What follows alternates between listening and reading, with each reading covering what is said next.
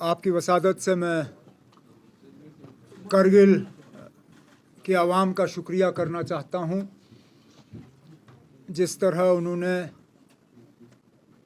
National conference और national conference के साथ मिलके कांग्रेस को जो मैंडेट दिया और जो भारी हार का सामना बीजेपी को करगिल में उठानी पड़ी, उसके लिए एक एक करगिल के जो हमारे भाई बहन हैं वो शुक्रिया के हकदार हैं।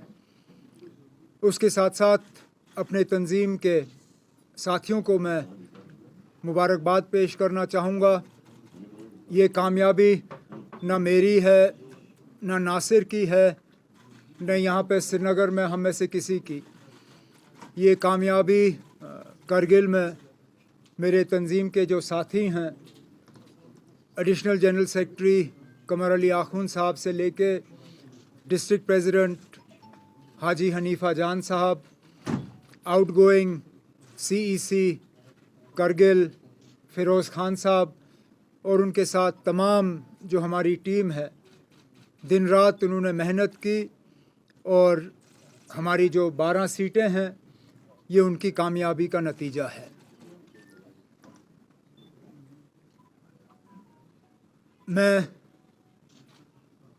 वक्तन फ़वक्तन आप सबों के साथ जहाँ कहीं मुलाकात हमारी हुई है, अक्सर बेशतर आप लोगों ने इलेक्शन के बारे में पूछा और कहा कि इलेक्शन की तैयारी कैसे चल रही है, नेशनल कॉन्फ्रेंस इलेक्शन को किस तरह देखती है। और हमेशा मेरा जवाब आपको यही था कि इलेक्शन के लिए हम तो तैयार हैं, लेकिन न मरकज़ की हुकूमत तैयार है, न बीजेपी वाले तैयार हैं, क्योंकि वो डरे हुए हैं, वो लोगों का सामना करना नहीं चाहते। आज सबूत आपके सामने है। 2019 अगस्त 5 के बाद पूरे मुल्क को, न सिर्फ मुल्क को बल्कि दुनिया भर में बीजेपी ने ये फैलाने की कोशिश की कि जम्मू कश्मीर का बंटवारा, बिलखसूस लद्दाख को जम्मू कश्मीर से अलग करना, ये लद्दाख के लोगों की दिल की तमन्ना थी, उनकी ख्वाहिश थी और उस ख्वाहिश को पूरी की गई। आज ये साबित हुआ कि जम्मू कश्मीर को उसका बाइफरकेशन करना, लद्दाख को जम्मू कश्मीर से अलग करना, जितना ये हमें कश्मीर में बुरा लगा, जितना आज हम कहें कि जम्मू को भी ये पसंद नहीं आई बात, इतनी ही ये बात जो है करगिल के लोगों को खटकती है। अब बीजेपी वाले आपको शायद ये कहने की कोशिश करेंगे कि वहाँ जी मुसलमान अक्सरियत है, इसलिए नतीजा इस तरह रहा। तो पहले तो मैं उनसे पूछूंगा, क्या फिर लद्दाख का बंटवारा सिर्फ मजहबी बुनियाद पे हुआ? क्या सिर्फ मजहब देख के हुआ? और अगर इस सारे चीज़ को आप मजहब के तराजू में तोल रहे हो तो फिर आप शायद भूल रहे हो कि लद्दाख खित्ता भी मुसलमान अक्सरियत है। बेशक वहाँ बौद्धों की आबादी जो है कम नहीं है, लेकिन अक्सरियत लद्दाख में जो है मुसलमानों की है। और इस इलेक्शन में बौद्ध वोट जो है वो बीजेपी को नहीं गया। अगर गया होता तो नतीजे शायद अलग होते। इस इलाके से हमारा भी एक बुद्धिस्ट काउंसलर जीत के आया है पदम से। तो ये भी नहीं कहा जा सकता कि नेशनल कॉन्फ्रेंस ने मजहब के बुनियाद पे वोट हासिल किए। हकीकत ये है कि ये इलेक्शन डेवलपमेंट और इन सब चीज़ों के बारे में कम और 5 अगस्त 2019 के बारे में ज़्यादा था। और करगिल के लोगों ने अपने वोट से साबित किया कि वो इस फैसले के साथ नहीं हैं। रही बात हमारे इलेक्शन की, इस नतीजे के बाद तो शायद ये कहा जा सकता है कि हमारे इलेक्शन हमसे और ज़्यादा दूर चले गए। अभी तक तो हमें ये उम्मीद दी जा रही थी कि असेंबली के इलेक्शन नहीं होंगे, लेकिन सुप्रीम कोर्ट में जब 370 को लेके बात चल रही थी तो वहाँ पे हुकूमत के तरफ से ये कहा गया था कि पंचायत और अर्बन लोकल बॉडीज़ के इलेक्शनों की तैयारी की जा रही है।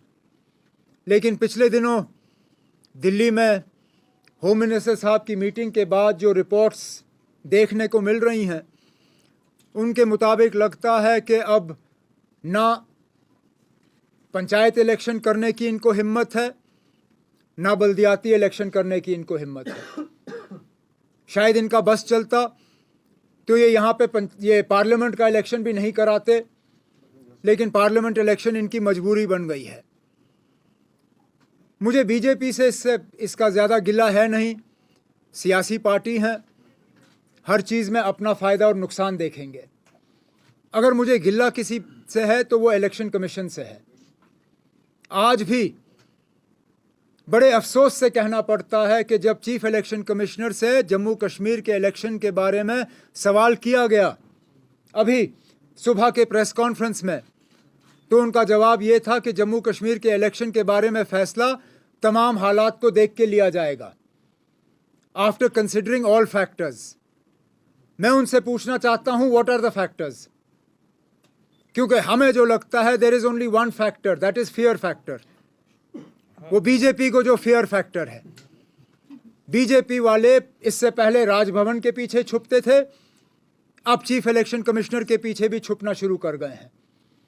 और अफसोस की बात है कि चीफ इलेक्शन कमिश्नर और इलेक्शन कमीशन ऑफ इंडिया बजाय ये कि वो आज़ादाना तरीके से अपने फैसले लें, वो सिर्फ और सिर्फ बीजेपी के इशारों पे अपना फैसला ले रहे हैं। नहीं तो कोई जवाजियत नहीं बनती है कि इतने सालों के बाद भी आप जम्मू कश्मीर में असेंबली इलेक्शन नहीं करा सकते हो। अगर इस फेयर फैक्टर के अलावा और कोई फैक्टर है तो हम इलेक्शन कमीशन से सुनना चाहेंगे। क्या यहाँ पे इंटरनल सिक्योरिटी हालात जो हैं इस हद तक बिगड़ गए हैं कि अब आप इलेक्शन कर नहीं सकते हो?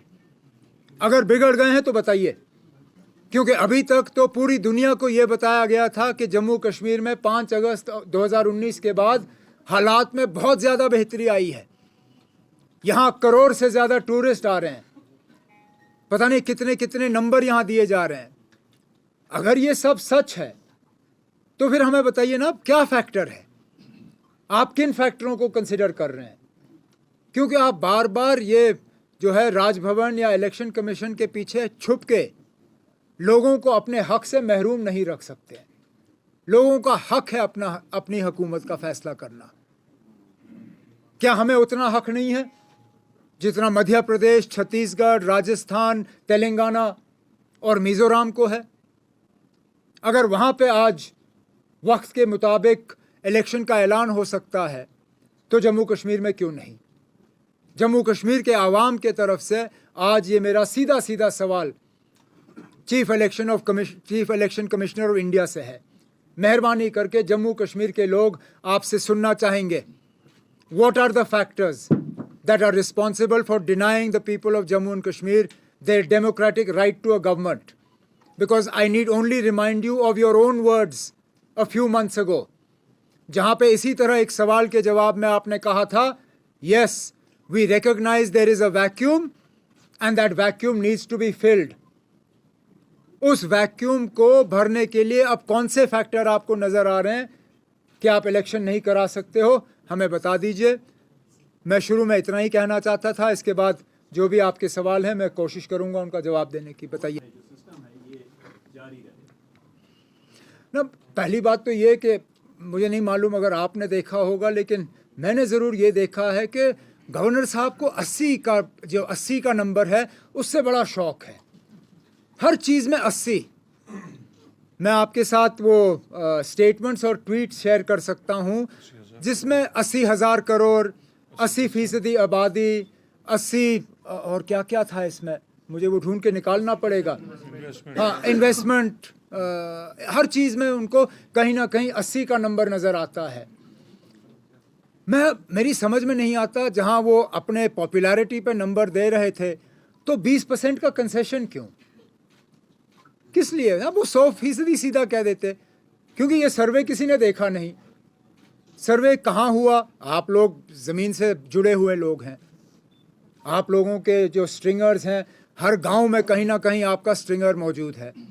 ज़रा अपने स्ट्रिंगरों से पूछिए ना, किस गांव में आके इन्होंने ये सवाल पूछा गवर्नर साहब के मुतालिक। और अगर यही सही है तो कल को फिर मोदी साहब भी ये कहेंगे कि 80% मुल्क की आबादी जो है मुझे पसंद करती है, मुझे इलेक्शन की कोई ज़रूरत नहीं। आबादी टैक्स नहीं भरती, 80 लाख लोगों ने यहाँ यात्रा की, 1980s का फिल्म का सिलसिला दोबारा शुरू हुआ है। Government aims to provide jobs to 80% of J&K youth. ये मैं गलत नहीं कह रहा हूँ, ये इन्हीं के स्टेटमेंट हैं। J&K to get 80,000 crores of investment, Japan to fund 80% of India's first bullet train, focus on providing jobs to 80% of J&K's youth। Governor साहब को 80 के अलावा कोई नंबर नजर नहीं आता।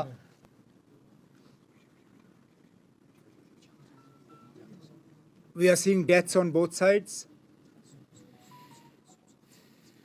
At the end of the day, in any violent situation, whether it is in the Middle East, whether it has been in Jammu and Kashmir, wherever you see violence, ultimately the ultimate sufferers are always the innocent people. We can only hope and pray that the situation is brought as close to normalcy as early as possible, that violence is seized, and that in this somehow the suffering of innocent people can be brought to an immediate stop. This is the problem of Palestine and Israel is not a new one. It's a protracted conflict. Sometimes it flares up, sometimes it subsides, but in all this, it is the death and suffering that causes the most heartache. And we can only hope and pray that peace returns to the area as quickly as possible.